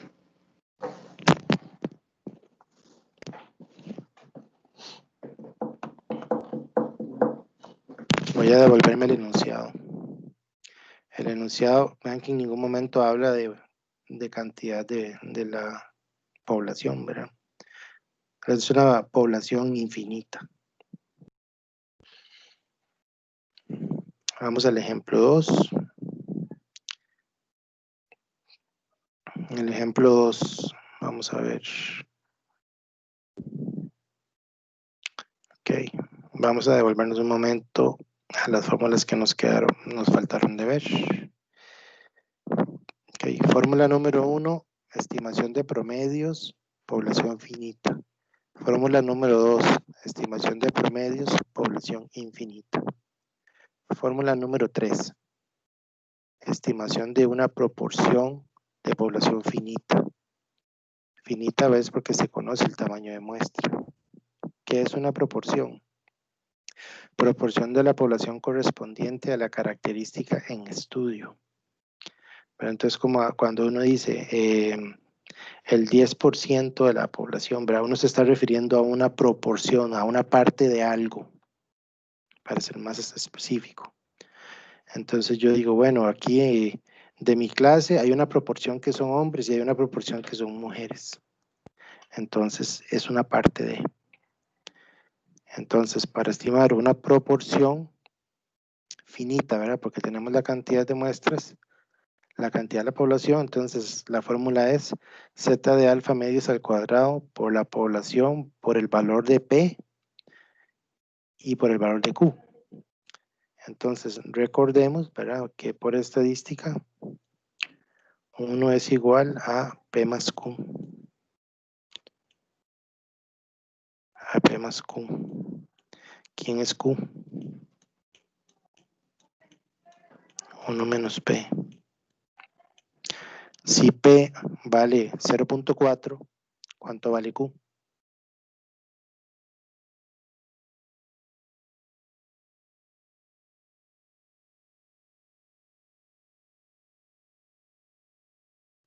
$0.96. Que no me escucho bien. Si vale 0.4, ¿verdad? 0.4. 0.6. Excelente, muy bien. Entonces siempre vamos a manejarnos con P y Q con números en decimales, ¿verdad? 0 punto algo, porque son proporciones.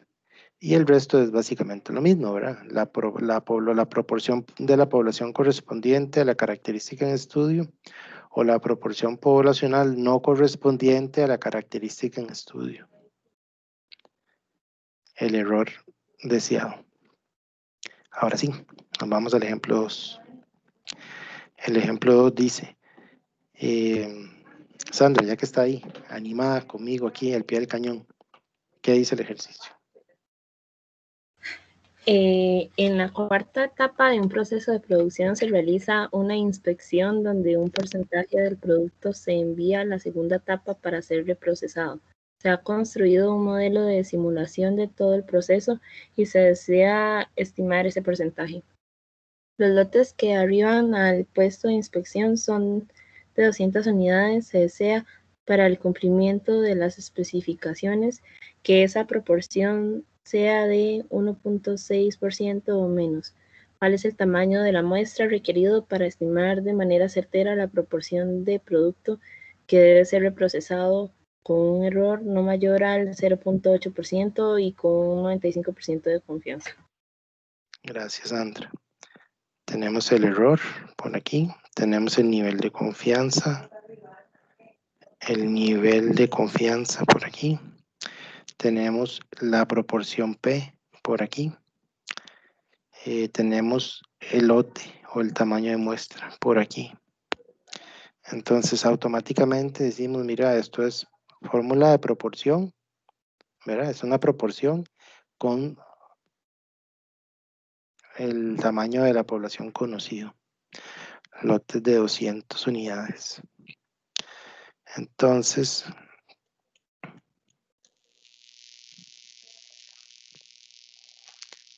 resolvemos así.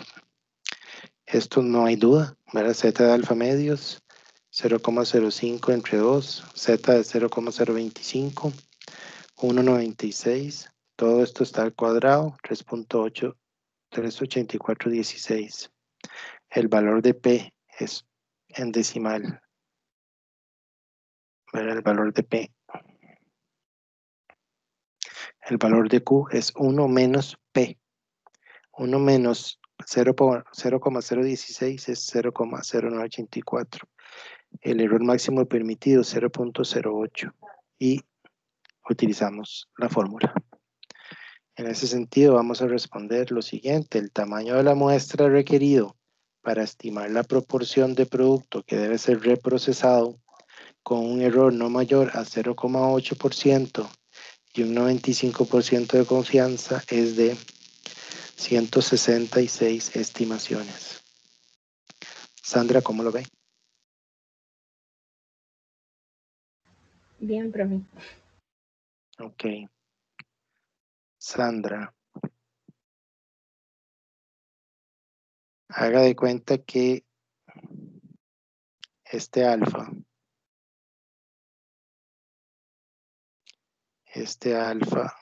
no es 5%, ¿verdad? Esto es equivalente a un nivel de confianza de 95%. Ay, me disculpo, no me alcanzó. Pero resulta que, Sandra, el nivel de confianza también puede ser 90%.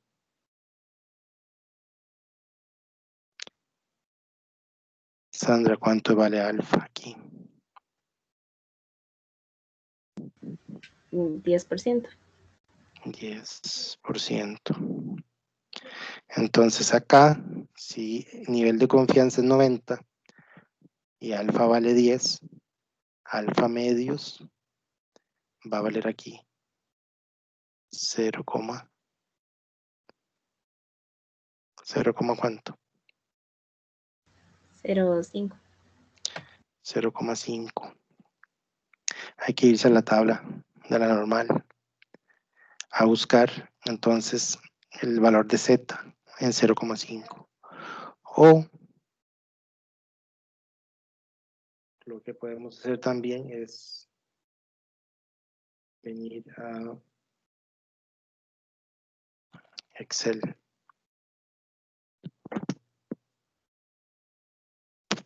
Entonces lo que le estaba preguntando a Sandra en este momento es que si yo estoy buscando, por ejemplo, el valor de Z de alfa medios para el 90%, ¿verdad? Entonces significa que el alfa vale 10, pero el alfa medios, ¿verdad? Entonces yo puedo calcularlo en este caso hasta 0,95 o hasta 0,5, como ella lo indicó. Entonces yo puedo venir a buscar acá a Excel esta fórmula.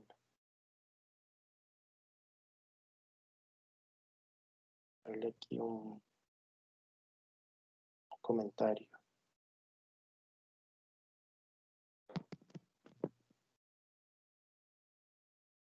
Sí, comentario.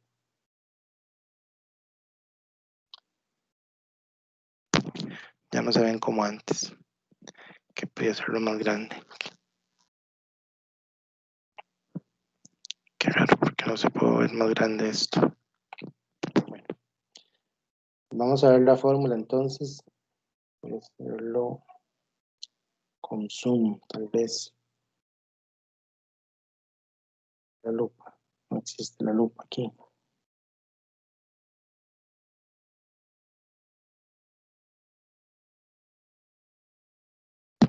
Sandra, ¿se ve la fórmula?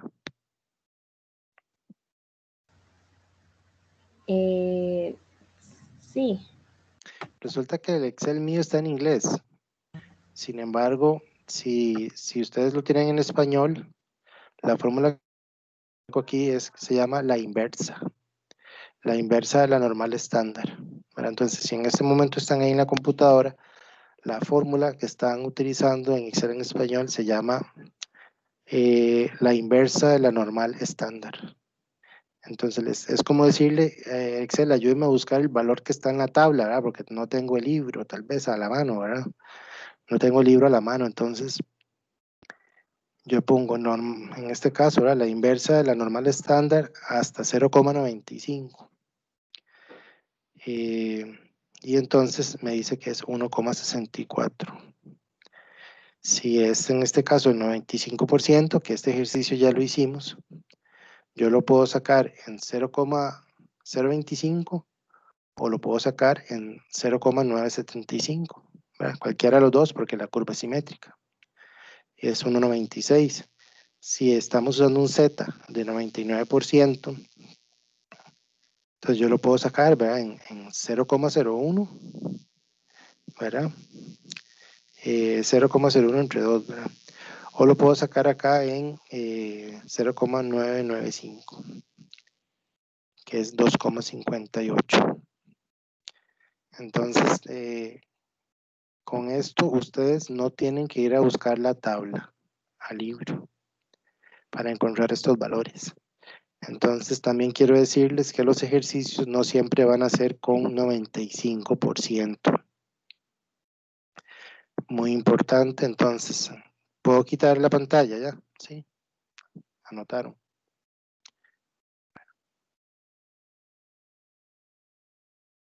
Sí, profe. Ok, entonces, con esto lo que quiero decirles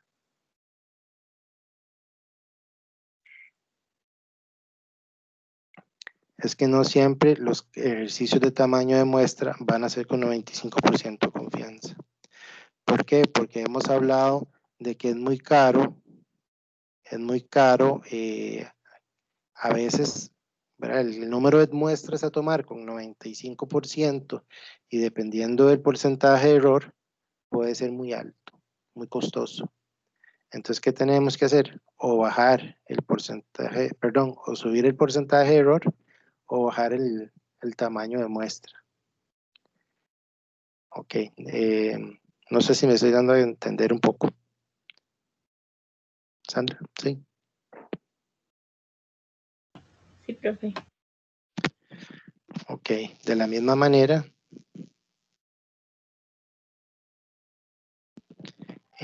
vamos a ver.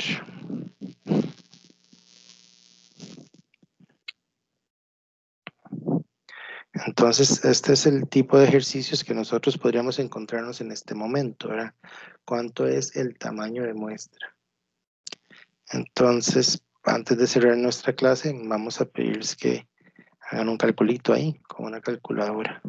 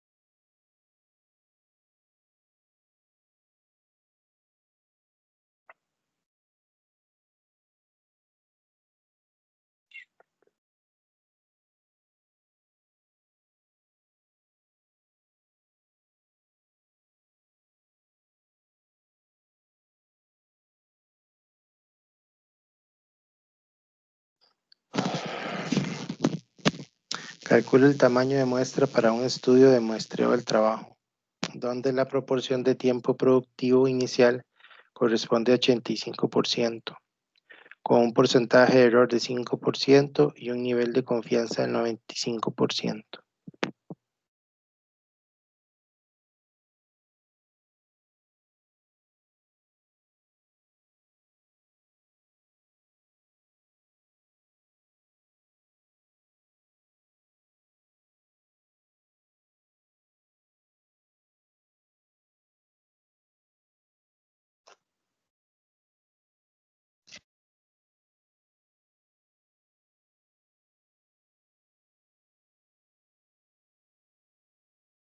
Profe, usted nos dio la fórmula de proporción, pero con población infinita. Es que no sé si la apunté.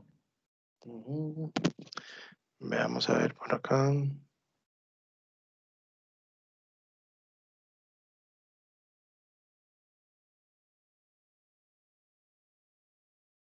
Proporción infinita. Aquí está. Vamos a ver.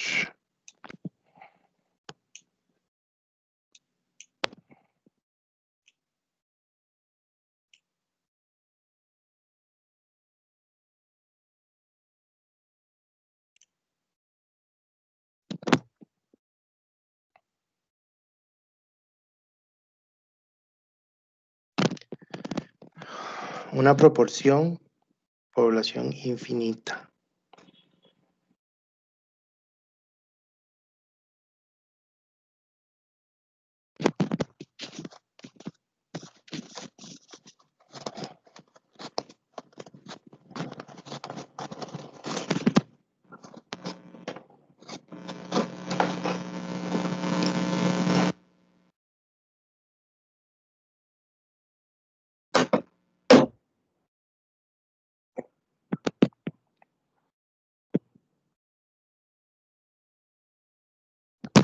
Ocupan los datos del ejercicio.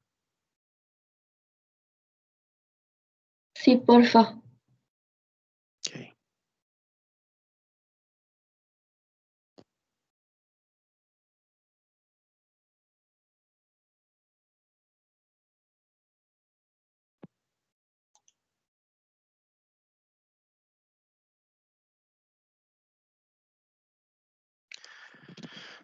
Y se calcula el tamaño de muestra para un estudio de muestreo del trabajo, donde la proporción del tiempo inicial corresponde a 85%, con un porcentaje de error de 5% y un nivel de confianza del 95%.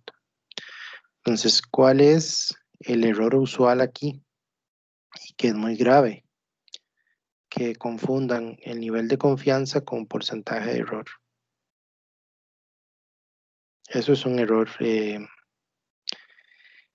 ¿verdad? Cuando usted le dicen en un estudio, mira, ¿y cuál es su nivel de confianza? Es 95. ¿Y su error? De ahí es 5. Pero 5 no tiene que ver con el nivel de confianza, ¿verdad? El error podría ser 4, 3, 2%.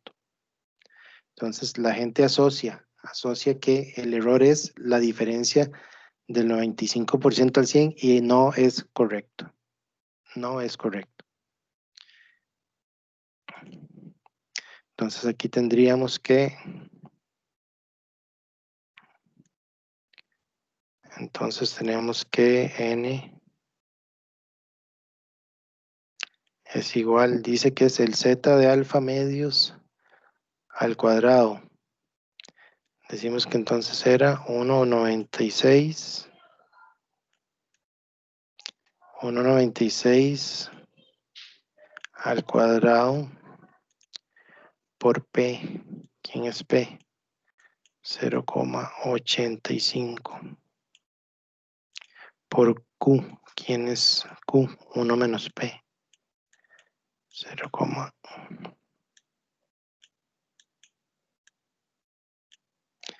y todo esto que está acá entre 0,5%.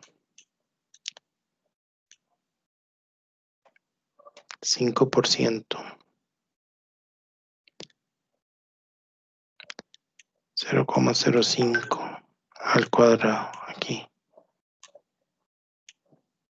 ¿Cuánto da?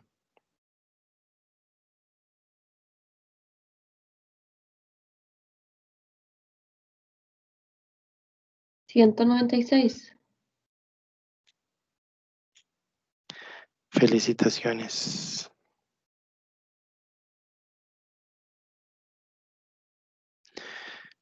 Damas y caballeros, ¿alguna consulta? Más allá del cálculo y de cómo hacerlo, es importante que leamos que aquí se hizo un muestreo preliminar. O sea que preliminarmente se tomaron unas mediciones para poder calcular el tamaño definitivo. Por favor, apunten lo siguiente. O sea, cuando uno obtiene el tamaño de muestra definitivo, tiene que restar la cantidad de muestras iniciales. O sea, que si usted inicialmente hizo 30 mediciones y el tamaño de muestra dice que tienes que hacer 100, a ese 100 tienes que quitarle las que ya hiciste. Por favor, muy importante.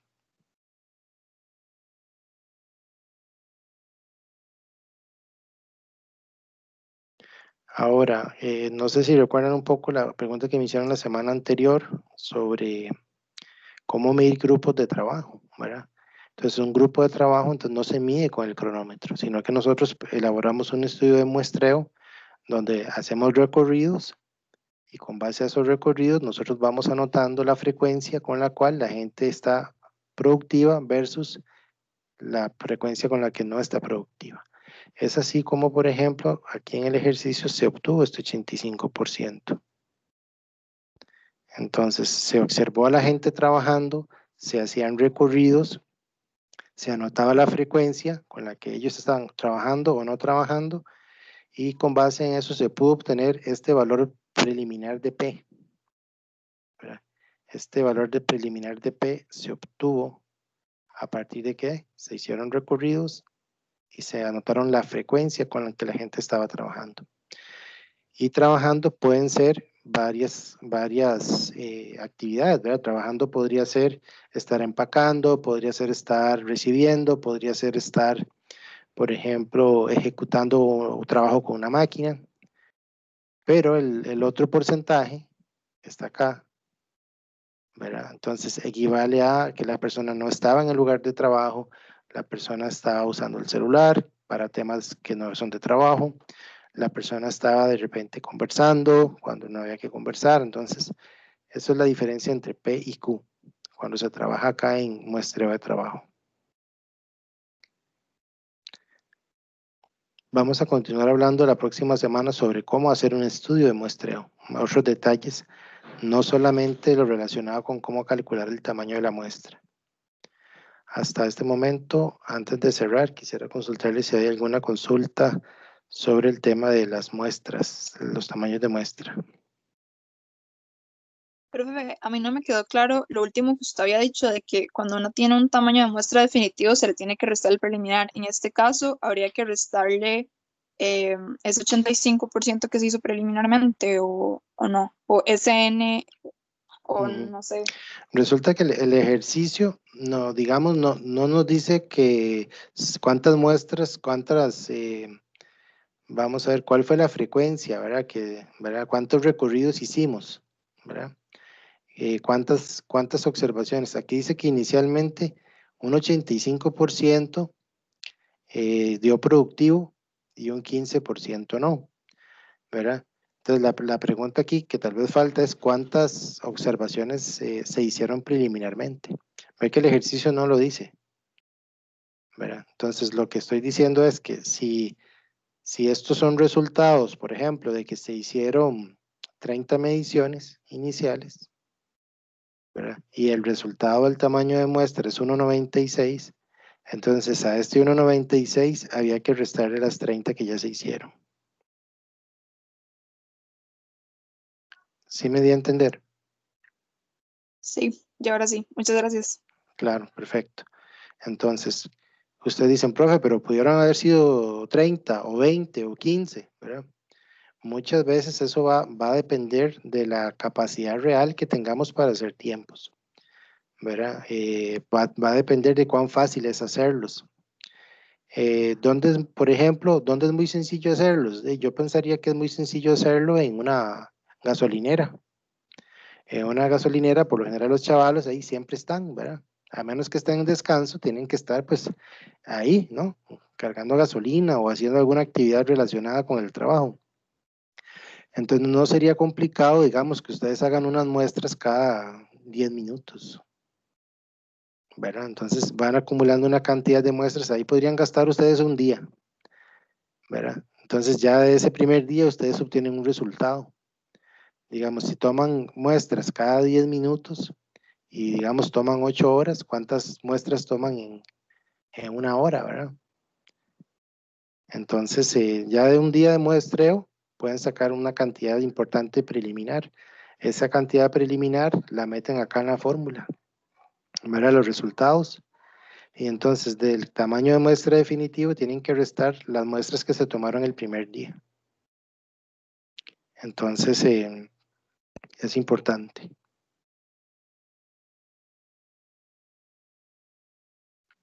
Se nos ha acabado el tiempo, yo sé que están cansados. Hoy intentamos cambiar un poquito ahí la dinámica para que fuera un poquito más entretenido. Ahí pues Quiero agradecer también a las compañeras que presentaron muy bien. Son un punto muy alto en este curso, las presentaciones que ustedes hacen y llevan a cabo. De mi parte, quiero agradecerles por la participación y nos veríamos la próxima semana, si Dios quiere. Gracias, profe. Gracias a todos y a todas. Hasta luego, profe, gracias. Gracias, buenas tardes. Hasta luego. Gracias.